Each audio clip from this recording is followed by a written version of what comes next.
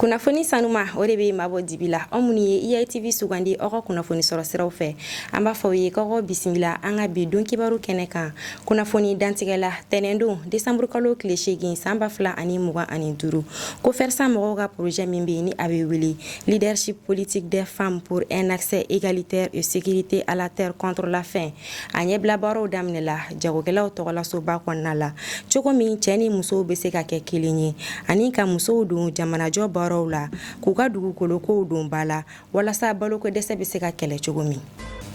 Jalafara yɛrɛmarakafo ɲɛma garizigɛ donna jɔnjɔn dɔ la tɛnɛndon décembre kalo tile 8 san 2025 min bɔra jɛkulu dɔ yɔrɔ ni ale be wele association des jeunes premiers du Mali walasa k'a ka baarakelenw waleɲuman dɔn a ye.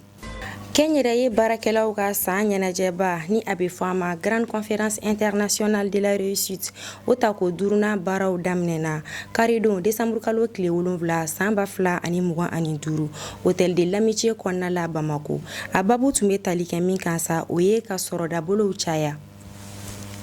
Kunnafoni kuncɛla Kayi jɛkulu min be yen n'a be wele cadre de concertation régionale de la jeunesse u ka ɲɔgɔn ye ba dɔ ka kan ka kɛ décembre kalo tile 26 ka kuncɛ a tile 28 na jagokɛlaw tɔgɔlasoba kɔnɔna la ɲɔgɔn ye ale be wele le grand forum régional de la jeunesse de Kayi.